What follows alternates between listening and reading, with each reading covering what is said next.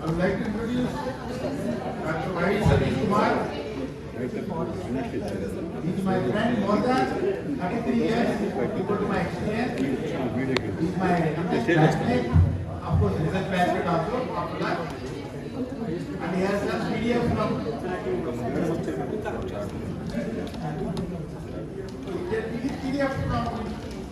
South Korea. That is easy. He said some organization, I don't know. And every Saturday, Sunday, we meet breakfast. We meet for breakfast actually. It's like very close buddy. And he's the owner of A Square Technologies and a co-founder and owner. And he's doing a lot of research projects, especially working with DRDOs. Because I have seen some of his projects. He is going to present one of his projects actually today. Very brief. I am thanking you in advance. Hoping you are continuing with them. Thank you. You said that will be Good afternoon, everyone.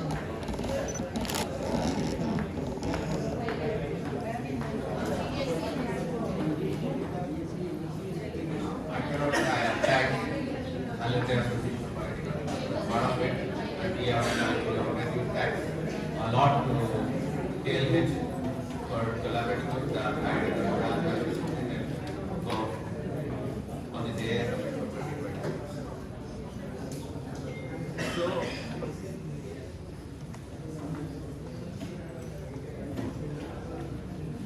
I don't have any feelings towards AI, but I don't feel a buzz that is there around AI is a lot of hype is happening around it. Because I am basically coming from engineering background. So there's a lot of automation that's regularly happening in the engineering industry. Now most of the systems that operate in a power plant or a process plant or an aircraft or a ship, whatever it is, they're all operating autonomously.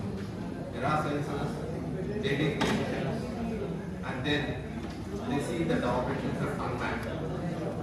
So artificial intelligence, because automation, what we call today, we call as artificial intelligence because the buzz is happening at stage.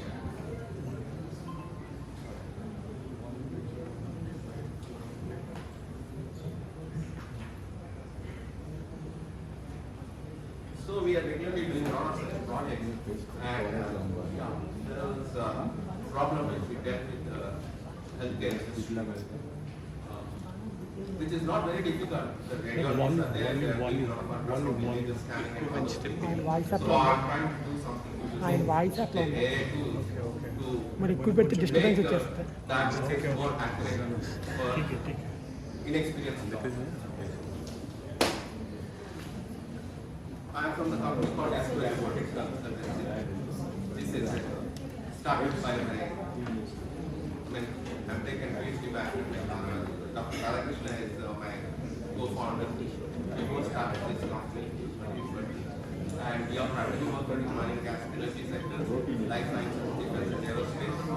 So there is a lot of consulting projects. We did R&D, in-house R&D.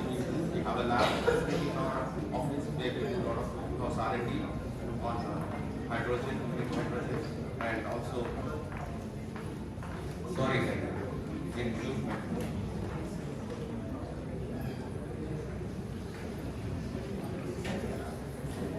So, as part of that, we have taken some infrastructure projects in AI as well, vertical friends, and want to go to the market soon. So what we are trying to do in our project, we have a lot of ultrasound images which are used for detection of the clots inside the blood vessels. So experienced doctors, there is a blood vessel that goes to the brain from heart,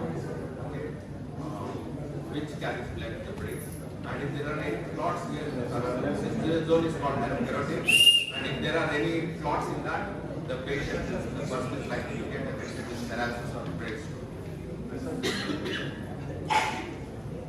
So, it is, if an experienced doctor, it is very difficult to trace the clots in that particular, even if you have ultrasound image.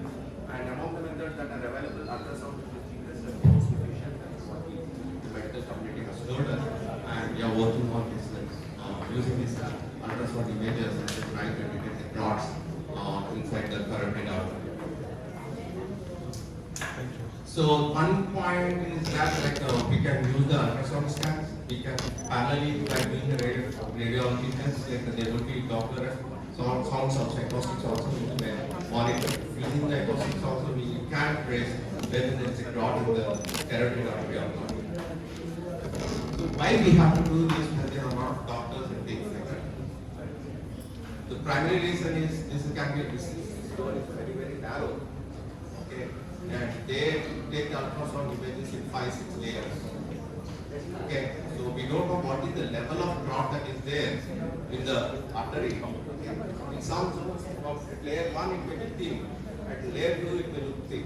So if you just go by judging the condition of the patient based on one layer of image, we are going to be misguided or the patient may not get accurate information.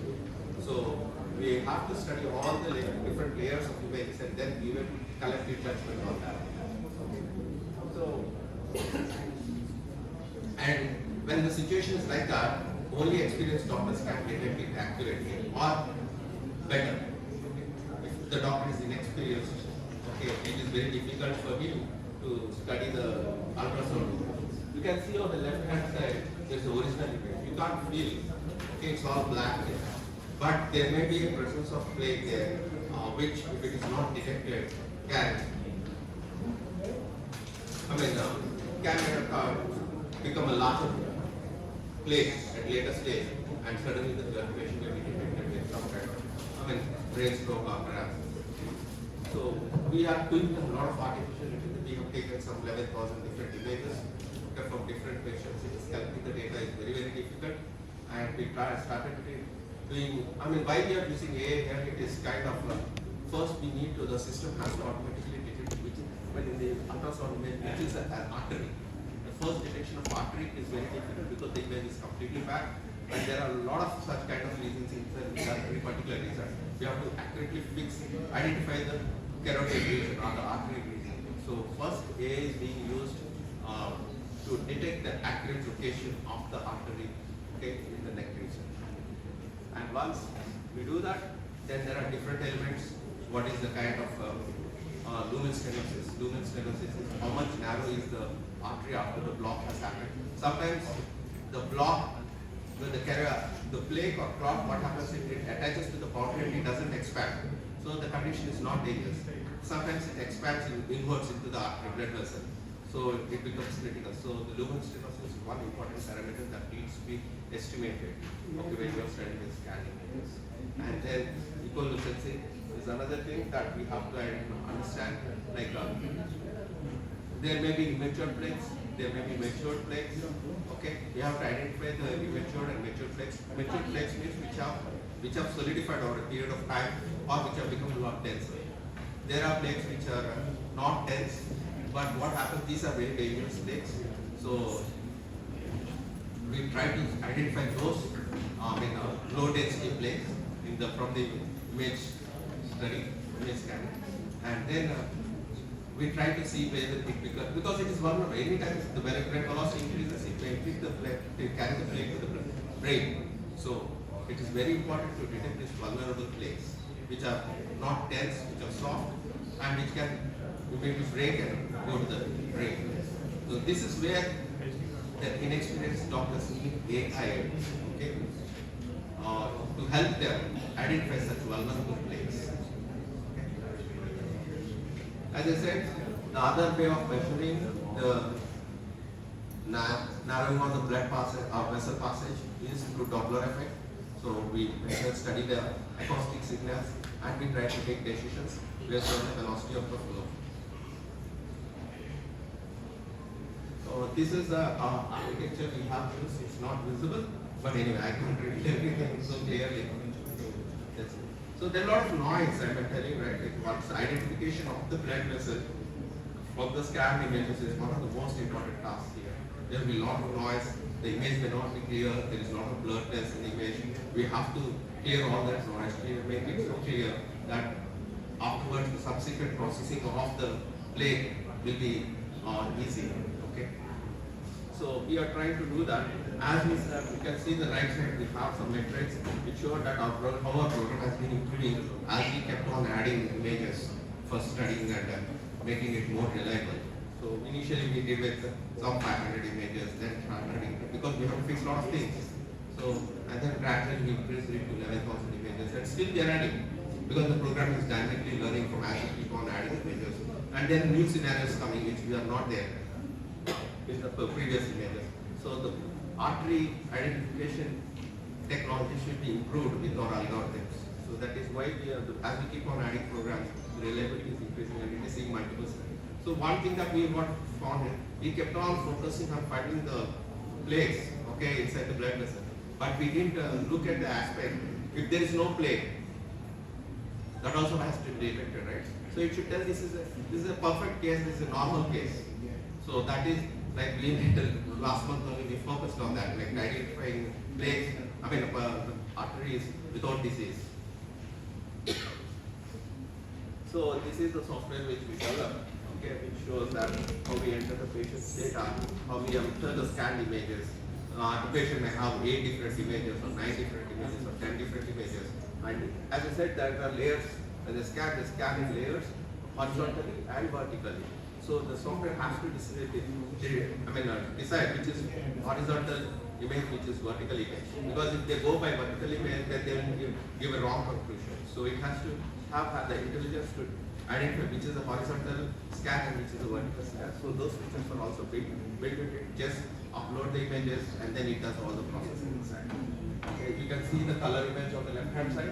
The original image is black and gray, and which we have converted to color image. And then we have, with the color image, we are able to detect more the plaque, okay, position, the zone in which it is dense, the one zone in which it is not dense, all that by color image processing we are doing it.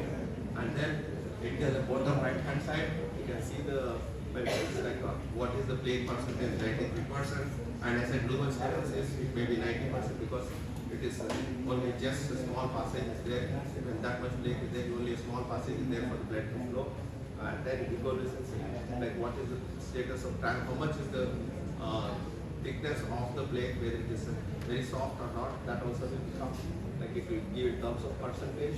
And then there is calcification, micro calcification and macro calcification. Micro is like small calcification, which is dangerous. Macro is not dangerous because micro shows that it is able to, it can break into pieces when the flow of the blood flow is high, velocity is high. And cap thickness, all these things, parameters are the different parameters there which have to be studied, which may not be evident from the ultrasound image. Okay. The doctors have, when their experience, try to understand these things, but there is no numerical quantification of these values when they have the ultrasound image. So we are putting a numerical number, we are giving it a number that, or quantifying it, that this is the vulnerability, this is the percentage and things like that. So it gives a cumulative understanding of what is the vulnerability of the plaque. As we are focusing on trying to see more than mature plaques, the immature plaques are dangerous. We are trying to see how much immature the plaque is and what is the susceptibility to break. So that is what we are trying to highlight in this study. Okay, so the inexperienced doctors will be able to guide the patient more in a much better way. Not AI, right? It's AI. AI, but helping inexperienced doctors. Helping image, because the image processing is all done by AI. But decisions, final decisions are not AI, it is just numerical calculation. So, but here like this, when we are doing this project, as Nagaran was saying that domain is very important. So having just AI engineers doesn't help here. We should have a lot of interaction with doctors, we have to have a lot of interaction with radiologists, okay? Then only we will be able to quantify these different parameters, otherwise it is difficult. What we can do is we can just see some white black patches in this and we don't know how to qualify them. So it is very important to interact with doctors, and doctors are really available for this kind of support because they are pretty busy. It is very difficult to get it. So whatever limited time is there, we have to grab it and then complete this project. So yeah, their knowledge is very, very critical for this. Otherwise, we will land up with giving wrong suggestions to patients. So here, these are the conclusions. Hope I am clear to you all.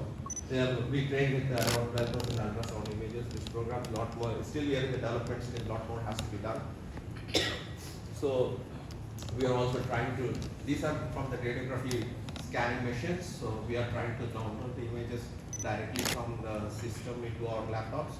So we are writing some codes. We have written the codes so they are able to download it, but still we have to talk to the OEMs to get it because they don't allow it. Okay. So we are in discussions with OEMs, through hospitals, okay, to automatically download. We have written the program, we tried, we tested it, it was working fine, but we have to have some more, MOUs with the OEMs to automatically download the images. And cybersecurity features, this is very important element here because we are having the information of the patient, or also we also having the OEM's information. So we have to have a dual security here, one from the patient side and one from the OEM side, because OEMs will not allow their images, ultrasound images, to be distributed across the world. So we have to maintain this confidentiality, the trust factor.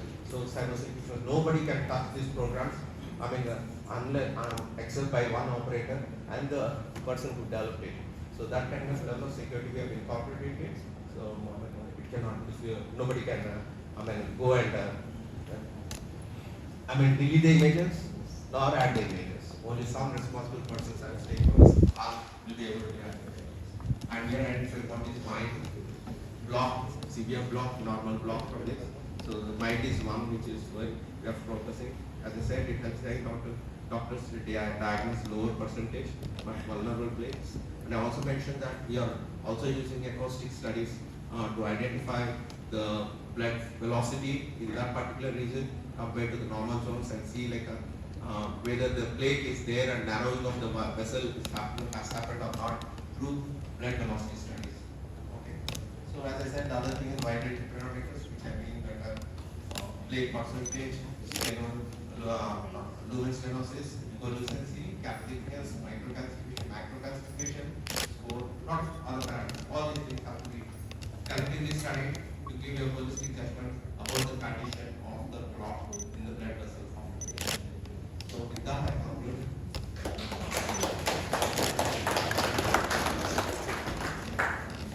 Actually, this is a real-time project, what he is doing, because I am part of their discussions also. I raised my concern, he is including, he is copying my concern. Thank you, sir, for the insightful and thought-provoking session on AI application in healthcare industry. With this, I request Dr. Anand Garu and Dr. Murali Krishna from Zilaria India Head to felicitate Dr. Y.V. Satish Kumar Garu for his exceptional contribution to today's summit. Big round of applause to Y.V. Satish Kumar Garu for his insights.